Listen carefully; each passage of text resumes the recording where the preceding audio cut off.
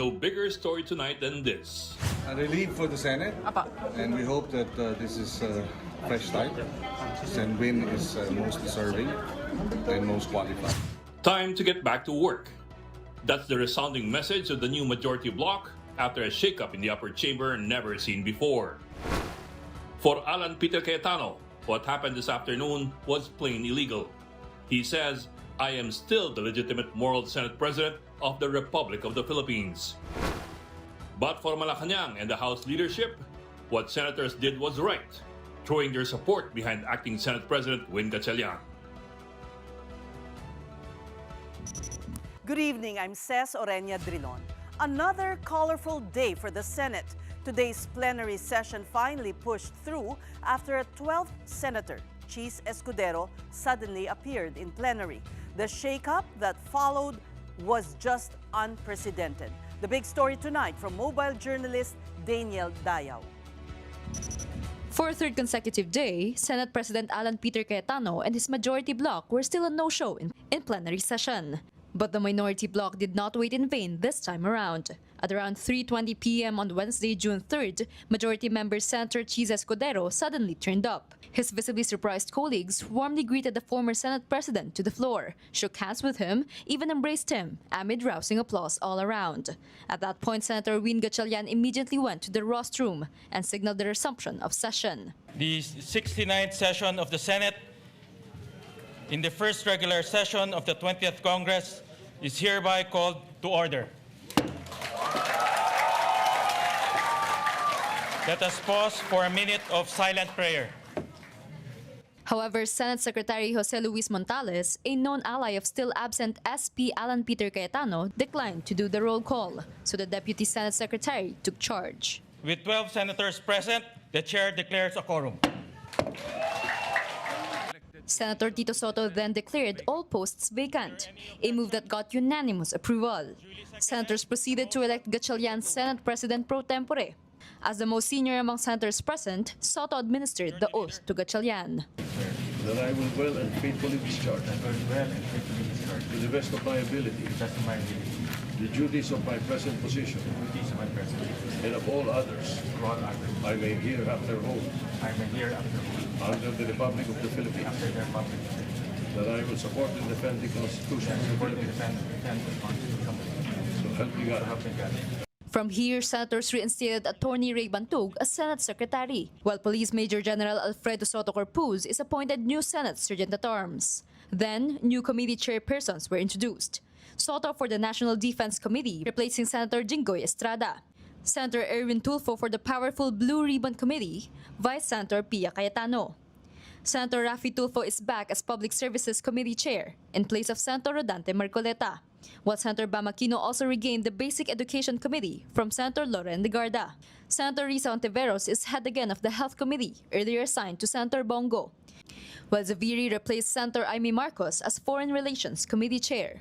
Senator J.V. Ejercito is now at the helm of the Committee on Finance, Vice Senator Mark Villar. And Senator Lito Lapid takes the Game and Amusement Committee from Senator Jinggoy Estrada. Senator Ping Lacson is back as Public Order and Dangerous Drugs Committee Chair, which had been given the still missing and ICC wanted Senator Bato de la Rosa. Lacson is also chairperson of the Committee on Accounts, while Senator Erwin Tulfo is back at the Social Justice, Welfare and Rural Development Committee. Senator Kiko Pangilinan also got back the Committee on Agriculture, Food and Agrarian Reform.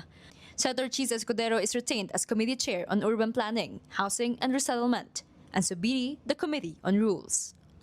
Before the session adjourned, Senate President pro tempore and acting SP Win Gatchalian explained that they had to convene the session today. That's because 3 days of no session without the consent of the lower house will be considered a constitutional offense.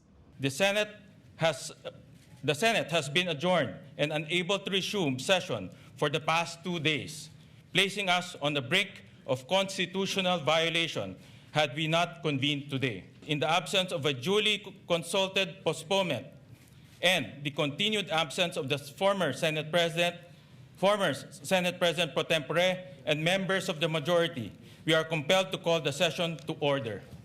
The quorum of 12 is based on majority of 22 senators, over whom jurisdiction can be obtained by the Senate. This is in full accord with the ruling of the Court in Avellino versus Cuenco that an absolute majority of 12 out of the 23 members can constitute a constitutional majority of the Senate for quorum purposes. And with precedent, specifically the May 5, 2015 session, where the quorum was based on 17 available senators, with 7 others beyond the Senate's coercive jurisdiction. Senator Erwin Tulfo, the new majority spokesperson, agrees that because Senator Bato de la Rosa went in hiding and Senator Jingo Estrada is in jail, it can only be considered that there are only 22 senators. Thus, 12 constituted a quorum. Ngayon, meron tayong functioning Senate na. Ang gusto namin, bumalik na sa trabaho. Hindi tayo pwedeng ganito for the rest of our lives. Ang dami nakabindi na legislation.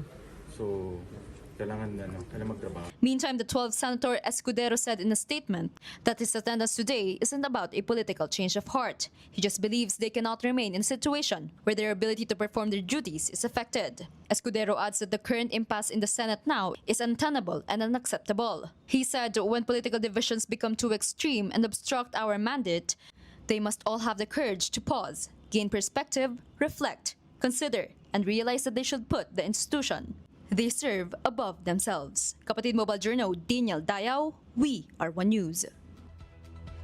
Embattled Senate President Alan Peter Cayetano immediately protested what the minority senators did, calling it an illegal coup d'etat. Actually po, hindi nila ako tinanggal. Naglagay ng acting. Senator Win, Lucian, ingat kayo dyan. You're playing around with fire. This is not just about the Senate. This is about the Philippine Constitution. So wala pong ground para magkaroon ng acting president. This is an illegal coup d'etat na may kasamang pagbabasura ng ating konstitusyon. I warned everyone about this from day one. We warned everyone yesterday when we explained the use of the parliamentary tool of not having a quorum.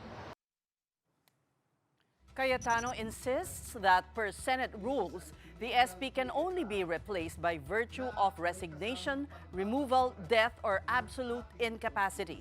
He accused the minority of connivance to control the Senate premises and block the Blue Ribbon Committee's hearings resumption tomorrow. He also lamented how this could affect the timeline of the impeachment trial against Vice President Sara Duterte. Alam niyo po, madidelay po ang impeachment sapagkat pag pinitan ang rules ay kailangan pa ho na magkaroon ng publication. So pati po ang ating mga arrangement ngayon magbabago. Instead of a simple adjournment sine die, kung saan meron tayong isang buwan na magtrabaho mga committee, pagkatapos uumpisa na natin ang impeachment, they're going to bring the Senate and the country into a political crisis. But tomorrow, tuloy ang hearing ng Blue Ribbon Committee. I am still the legitimate, legal, moral Senate President of the Republic of the Philippines. But for Senator Ping Lacson, Cayetano is no longer the SP. He quoted the case of Avellino versus Cuenco, where the Supreme Court recognized that a quorum of 12 is determined based on the number of members legally able to discharge the functions of the Senate. That's why they voted to declare all positions vacant. But Senator Lacson also acknowledged they could not yet elect a new Senate president because they lacked the 13 votes required under the Constitution. And joining us tonight is someone who knows the Senate from inside and out, four-time SP, Franklin Drilon. Good evening, sir, and welcome back to the Big Story. Thank you, Ces. Thank you for having me once again. Senator Alan Peter Cayetano says he is still the legitimate, legal, and moral Senate president, and that this afternoon's reorganization was an illegal coup d'etat. Is he correct? Before I answer the question of whether he's correct or wrong, at this point, Alan is like a king without a kingdom because all the Senate committees are now under the control of the majority headed by Wing Gatchalian. And therefore, he is a lame duck for all practical purposes. Wala na pong susunod sa kanya. Okay, now having said that, it's about time that this impasse be resolved because the impasse is already affecting public interest. Bills are not passed because of the impasse in the leadership. So it was to the public interest that the impasse be resolved. There can be there is no doubt that legal issues will be raised, but there is a precedent on this in the Senate, and it involved me personally. Yes, yes. Recall that time for us, May 5, 2015, as cited by Senator Gatchalian. Tell us about it. Well, at that time, out of the 24 members of the Senate, 4 were abroad and 3 were not were in the custody of the police for offenses for which they were for cases that they were facing. Therefore, out of the 24, 7 senators were out of reach. Is that within the reach of the Senate? Because 4 were abroad and 3 were under the custody of the police authorities. Therefore, we considered as membership 17 and based the quorum on 17 senators, not on any other number, because 17 are the senators who are not under the control of the authorities, nor are they abroad. In other words, they are free to attend. They are capable of attending the Senate, and therefore, for purposes of precedent, there is a precedent in so far as the Senate is concerned, and I was the Senate president at that time. Of course, there's another precedent, Avelino Cuenco case, wherein the Supreme Court ruled that the quorum should be determined on the basis of members of the legislature who are actually available, who are excluding those who are beyond the reach of the institution, like if abroad, or if you are under the custody of the police authorities.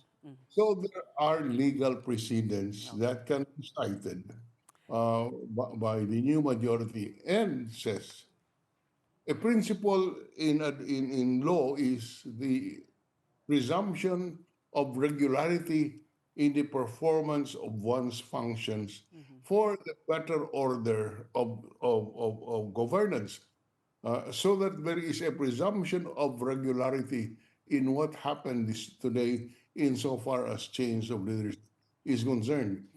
Until that, what happened today is voided by the Supreme Court, it enjoys the presumption of regularity, and the public can act accordingly and recognize the need or the validity of the Senate action starting tomorrow. Okay. Senator Drilon, is the Senate presidency vacant, or because this is the contention of Senator Lacson, or is the Senator Cayetano still hold the position because he cannot be replaced since they need 13 votes? The position of the group of Senator Gatchalian is that only 12 votes are needed to declare all positions vacant. And that's exactly what they did.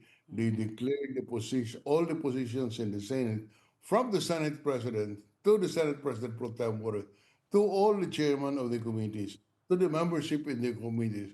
All of those were declared vacant by a vote of only 12, because 12 is the quorum and the majority. Okay. Now, Beyond that, in so far as the Senate President is concerned, they had to produce 13 because that's what the Constitution requires. 13 majority of all the members of the Senate, which is 24, and therefore they must produce 13. They only had 12 and therefore could not elect Gatsalian as the regular Senate President. And therefore what they did was to consider Gatsalian as an acting Senate President, considering that he was elected as pro tempore and the position of Senate President has become vacant. In your case, in 2015, there was no challenge to what you did. It was not brought before the Supreme Court or... No, there was no challenge. No challenge when that transpired. But indeed, it is a precedent insofar as Senate practices and rules are concerned. Okay. Senator Drilon, the Secretariat did not want to call the roll earlier. Was that also within the practice of the Senate? I did not witness that particular episode, says I'm sorry. Okay, so the Senate Secretary did not call the roll, and so they had to ask the assistant, the second in rank, to do it. What was the significance of the refusal? Nothing legally, nothing that creates a legal infirmity. Anybody could call the roll. The Senate President or the Majority Leader can call the roll.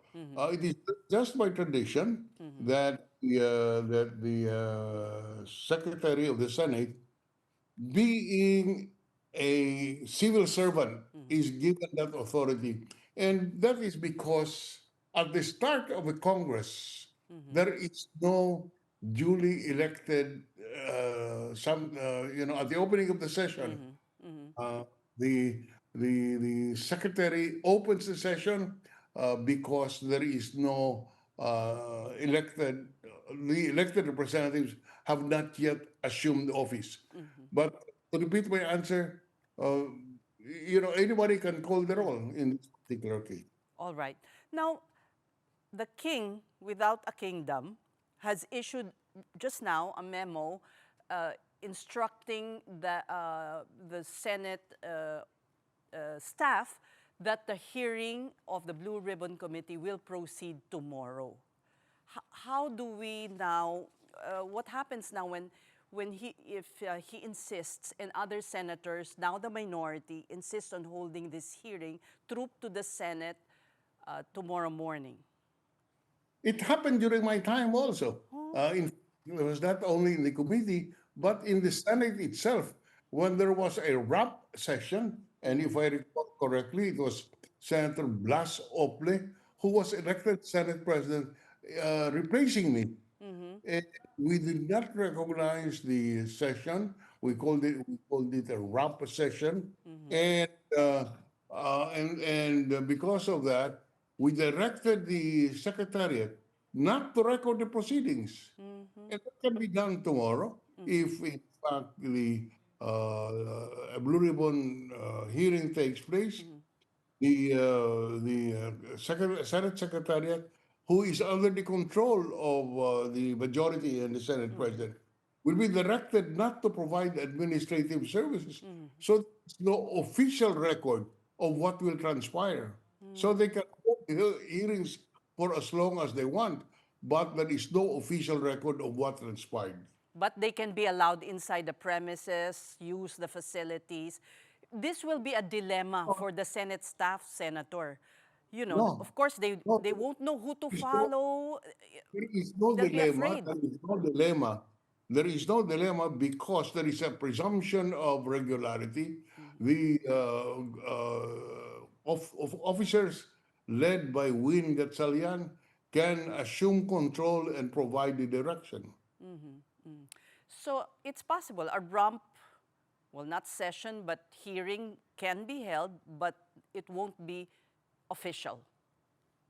That's correct insofar as official records are concerned it did not take place because the staff, there is no record of what transpired. Now, Senator Alan Peter Cayetano also said that this will delay the impeachment because of changes in the rules. Will it? I don't really know what he was referring to, which rule he was referring to. But in fact, there is no provision in the Constitution or in the Constitution that it must be the Senate President who should preside over an impeachment trial of the Vice President. The only instance that the Constitution specifies specifies the presiding officer is in the impeachment of the president, where the chief justice is specifically designated by the Constitution to be the presiding officer. Only, I repeat that, only in the impeachment trial of the president. The rest, no such rule. Of course, the Senate rules, I think, provides that the Senate president is the presiding officer, shall preside over the impeachment trial, but that's a rule which can be changed by the Senate, because that is an internal rule of the Senate and not a substantive law which has to be amended. But when the Senate returns on July 6, it will be the start of the impeachment trial. And with the vacancy of the Senate presidency, how will it now function? The Senate will not return because the Senate, by by the legislative calendar, will adjourn sine die on Friday, the 5th of June. And when come July 6, it will be the impeachment court will hold a trial. The Senate will not hold a session. I see.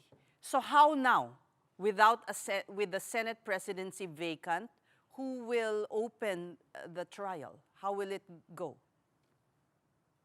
Well, in the same manner that the question is raised on tomorrow's Blue Ribbon Committee, the same issues should be resolved in order to allow or to enable the impeachment court to follow. In other words, the impeachment court will be called to order by the Senate President. In this case, the acting Senate President is Win Gatchalian. What can the new minority do to scuttle the proceedings? Go to court and get an injunction. I mean, that's the remedy available to them. However, the court has shown judicial restraint, particularly in the 1949 case of Avellino and Cuenco, where they did not really delve into the internal rules of the Senate. Am I right, Senator? That's correct. They considered the issue as involving a political question, the resolution of which is better left to the political agencies of government, in this case, the Senate. So the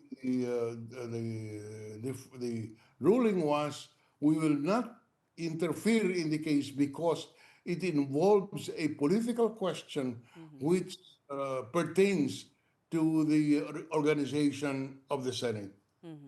So once again, the start of the impeachment trial, part 2, has been thrown into question. Is that the correct conclusion to make? I have to admit that questions will be raised. Questions will be raised, but to me, it's better to have questions raised there is a presumption of regularity.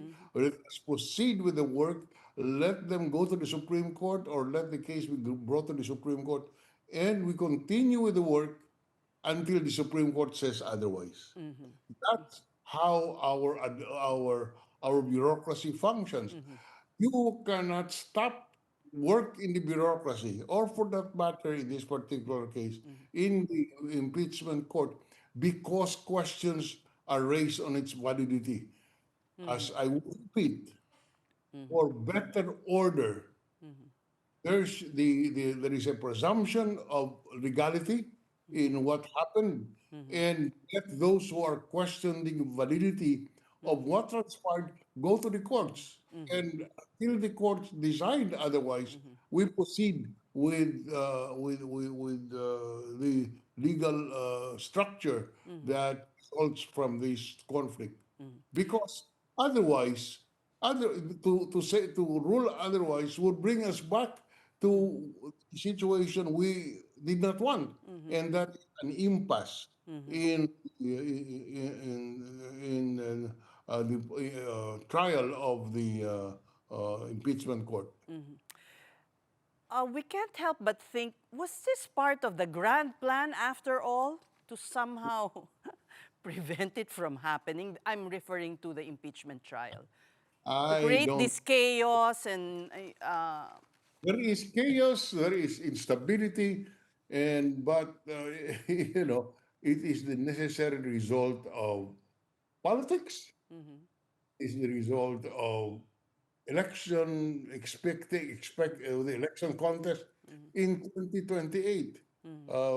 So all of that come into play, and we are in this situation where questions are raised. But this is not the first time that this has happened in our political history.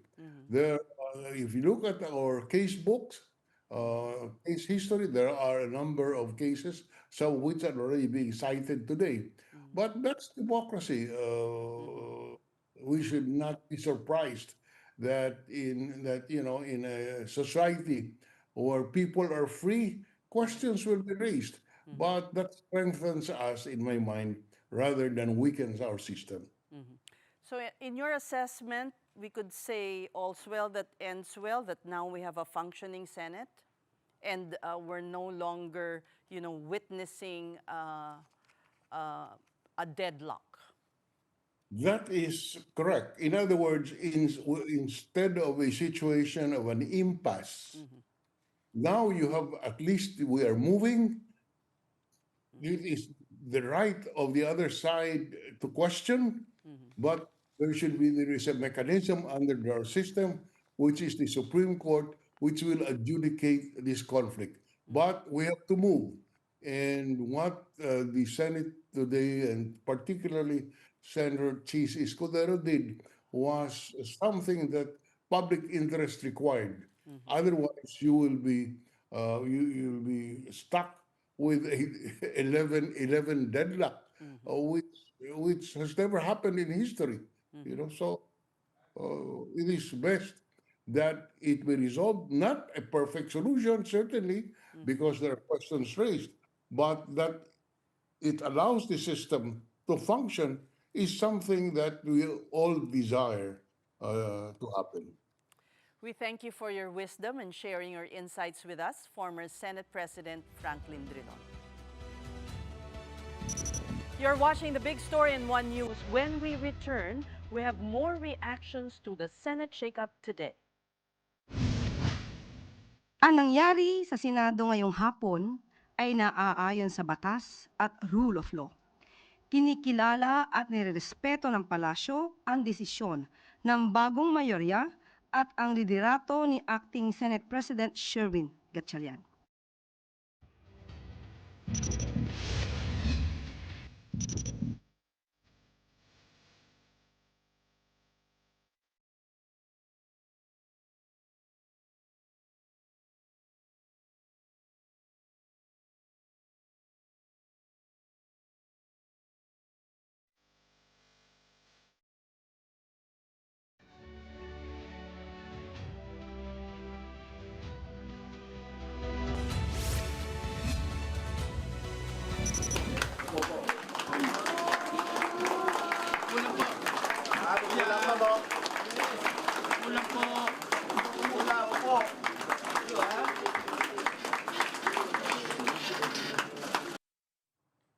Now there's Senator Cheese Escudero turning up at plenary at past 3 this afternoon on the last session day before the Sinedye adjournment.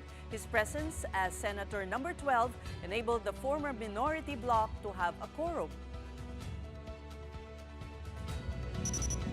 You're still watching The Big Story here on One News. Malacanang has officially recognized the new Senate leadership.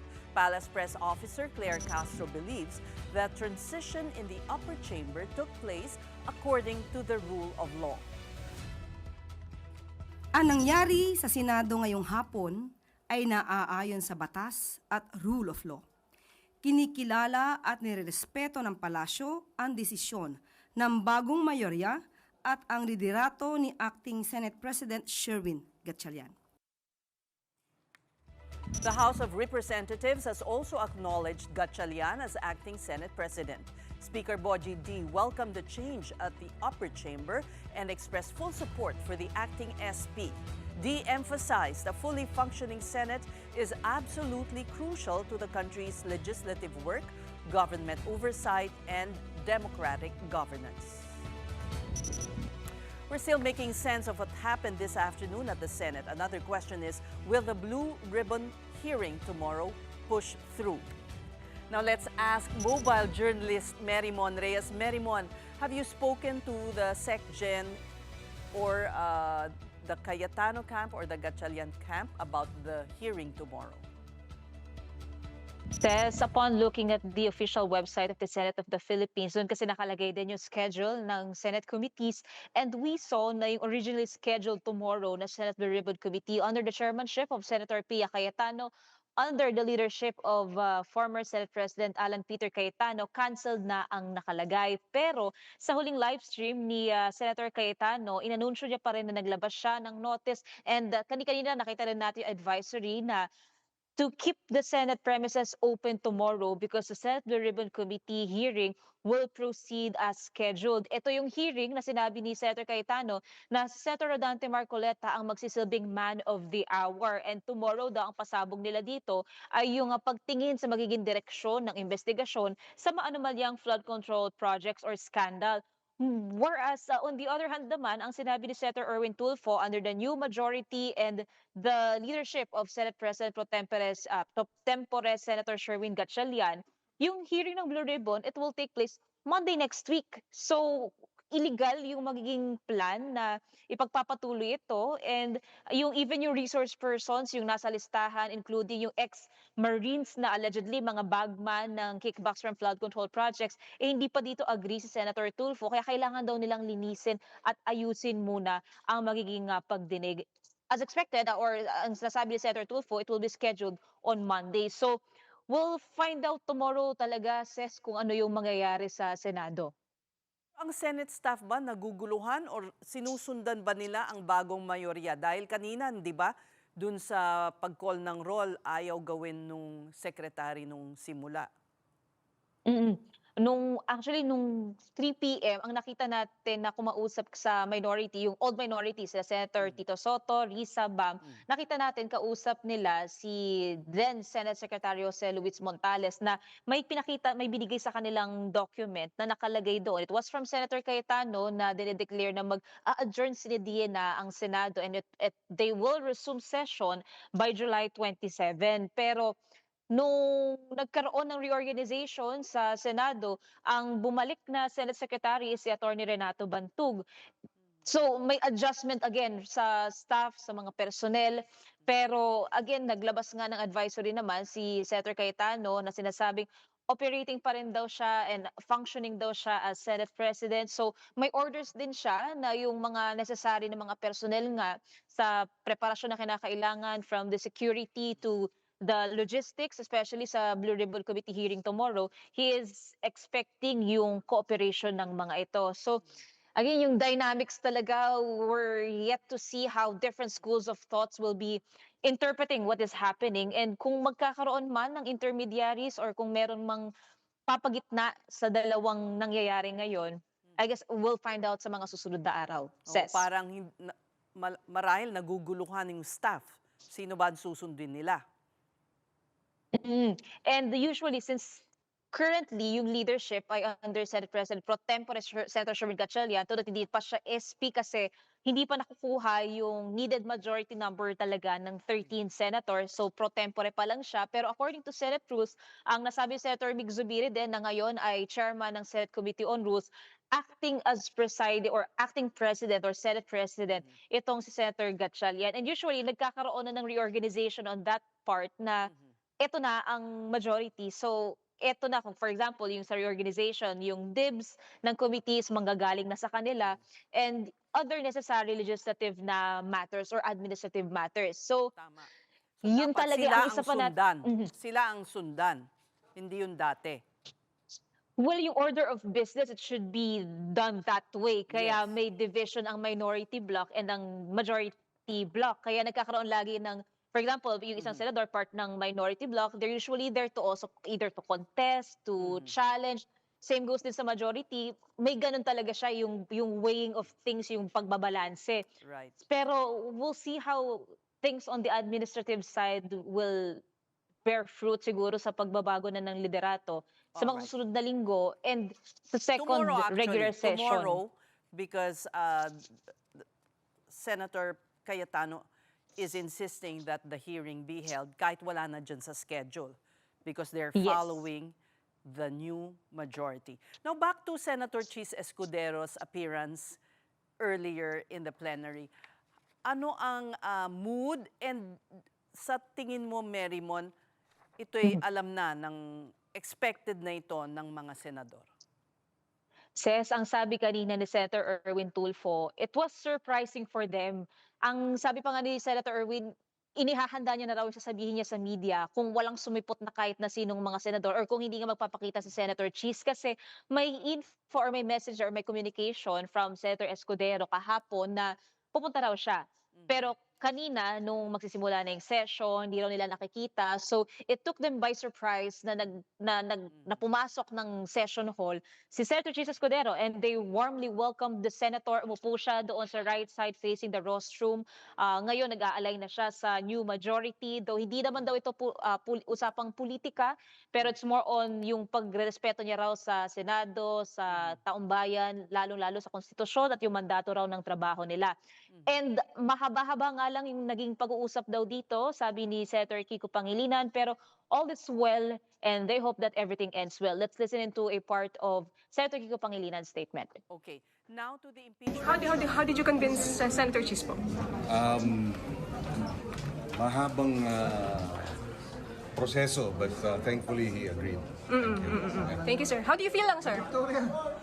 A relief for the Senate, and we hope that this is a fresh start. Sen Win is most deserving and most qualified.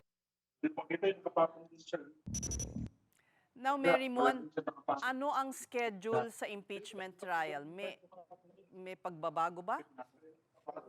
Nako, Ses, yan yung sinasabi kanina sa live stream ni Senator Cayetano na parang mapapatagal pa raw yung impeachment dahil nga, for example, kung may aayusin sa Senate rules o sa proceedings ito sa impeachment trials, kailangan ito ng public days for publication.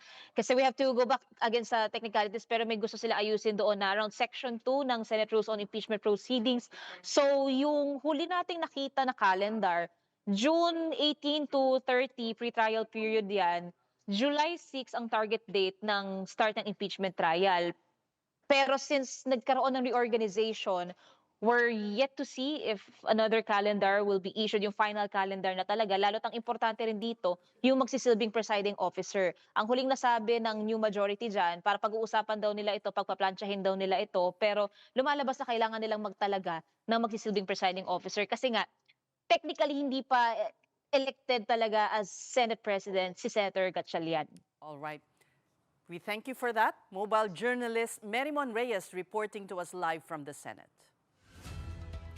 This is a big story on One News, and coming up is President Marcos's call to senators hours before the shakeup there. Get back to work.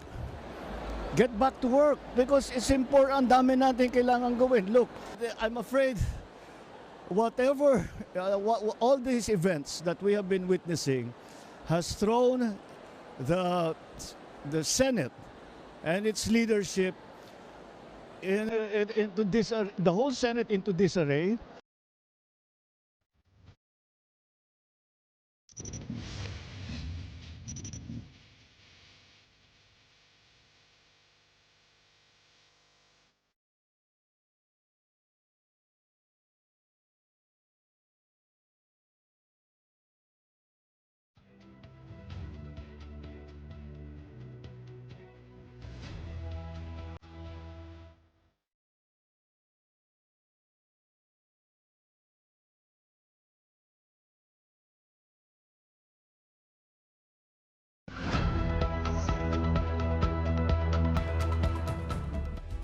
The 69th session of the Senate in the first regular session of the 20th Congress is hereby called to order. With 12 senators present, the chair declares a quorum. So wala pong ground para magkaroon ng acting president. This is an illegal coup d'etat na may kasamang pagbabasura ng ating konstitusyon. The Senate has been adjourned and unable to resume session for the past 2 days, placing us on the brink of constitutional violation had we not convened today. The quorum of 12 is based on majority of 22 senators, over whom jurisdiction can be obtained by the Senate. This is in full accord with the ruling of the court in Avellino versus Cuenco, that an absolute majority of 12 out of the 23 members can constitute a constitutional majority of the Senate for quorum purposes. And with precedent, specifically the May 5, 2015 session, where the quorum was based on 17 available senators, with 7 others beyond the Senate's coercive jurisdiction. Ngayon, meron tayong functioning Senate na. Ang gusto namin, bumalik na sa trabaho. Hindi tayo pwedeng ganito for the rest of our lives. Welcome back. Again, the new majority says Alan Peter Cayetano is out as Senate President.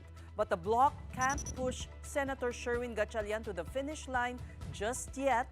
That's because they only have 12 of 13 votes needed to formally elect Gatchalian as SP. For now, he will be Senate President pro tempore. In a joint statement, the new majority expressed gratitude to Senator Chis Escudero for his commitment to the country, the Senate, and the Constitution.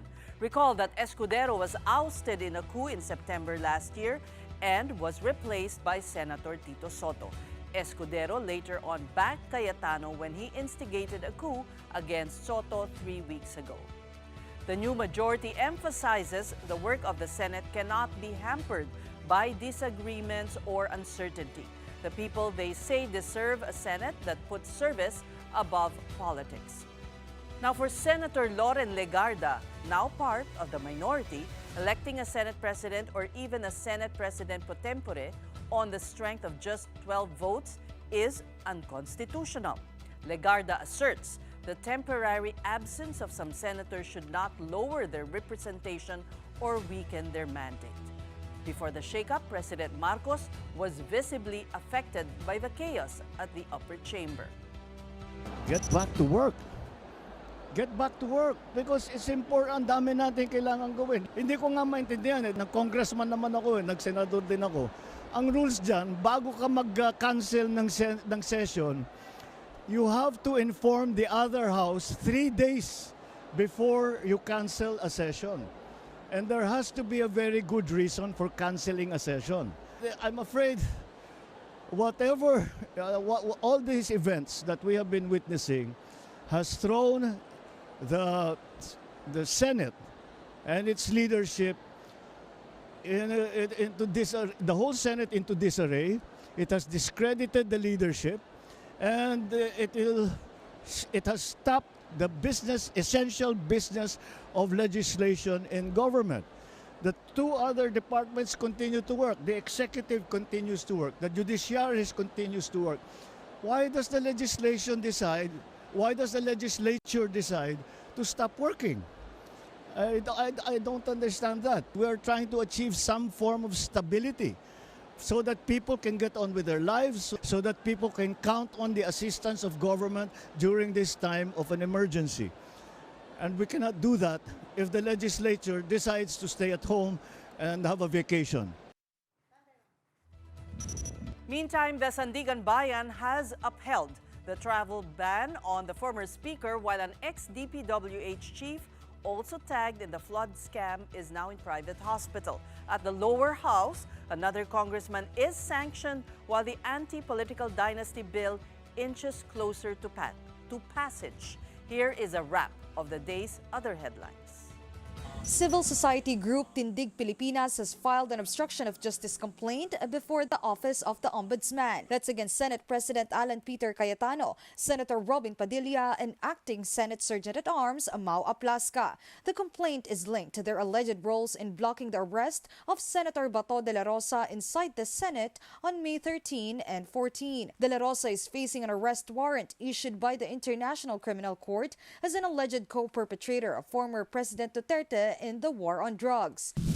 Meantime, the Sandigan Bayan has denied former Speaker Martin Romualdez's bid to lift the precautionary hold departure order against him. In a resolution, the 7th Division said several circumstances pointed to a possible intent to evade arrest and prosecution. These include Romualdez's failure to submit medical documents supporting his planned trip and the absence of a detailed travel itinerary. The travel ban order on the former Speaker is tied to an ombudsman probe into his alleged involvement in the flood control scandal. As for former Public Works Secretary Manuel Bonoan, he has been transferred to a private hospital late Tuesday night. The PNP said Bonoan showed elevated heart enzyme levels, which may indicate a possible heart condition. He was moved from the PNP General Hospital due to its limited capacity to handle his medical needs. The Sandigan Bayan has yet to act on Bonoan's motion for hospital arrest, but allowed him to remain under CIDG custody while confined.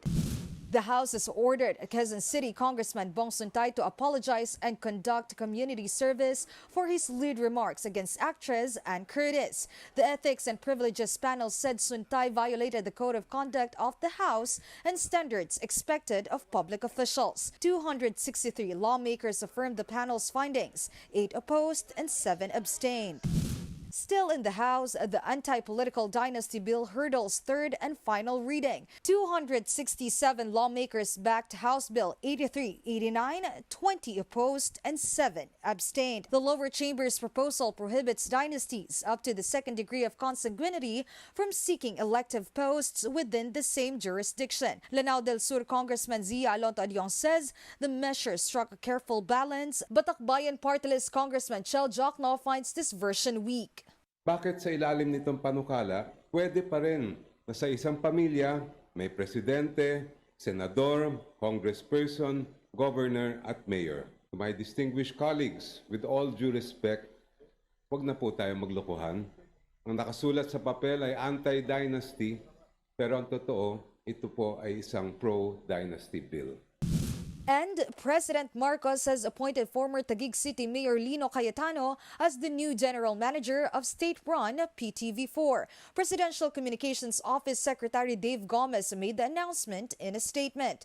He said Cayetano brings experience from the media, private and public sectors. Gomez added that Cayetano's experience could help lead PTV4 in an evolving multimedia landscape. Lino replaces Acting General Manager Malucho Afagar, who has led PTV4 in an interim capacity since August 2025. Lino Cayetano is the brother of Senate President Alan Peter Cayetano. They are reportedly estranged. Kapatid Amy Atienza, we are One News. Now on a much lighter note, First Pacific Chairman and CEO Manuel V. Pangilinan reflected on recovery, resilience, and the company's 45-year journey. Pangilinan looked back at First Pacific's early years, crediting its growth to bold decisions, risk-taking, and the dedication of employees. He also expressed optimism about the group's future and its leadership transition. Drawing a parallel to his recent knee surgery, the business tycoon joked that every small step now feels like a major achievement. This experience, he said, is a reminder that no matter how successful a person becomes, one's knees remain completely unimpressed. Pangilinan added that much like business growth, recovery requires patience, perseverance, and resilience. And what a day it has been for Philippine politics. So time to breathe. All of us need to breathe with this story. Our big picture tonight, Charmaine, Vanessa, and Melanie. And no, they're not celebrities or social media influencers, but an orange, a fly, and an avocado. These unlikely characters are now online hits thanks to viral TikTok skits. It started with an orange jokingly complaining about being named after its color.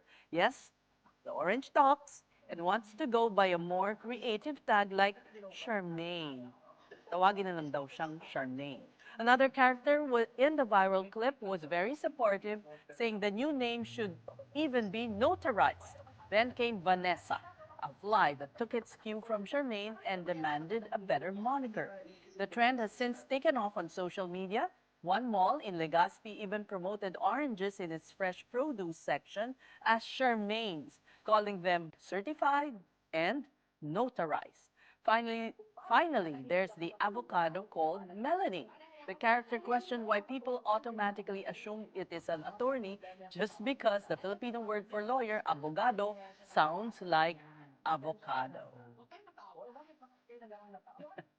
Random playful content that makes us smile and even laugh amid the tough times. So why not? We all need something to get us through each day. That's a big story this midweek. I'm Ces Oreña-Drilon. Kapatid, we are One News, your side all the time. Enjoy the rest of your evening.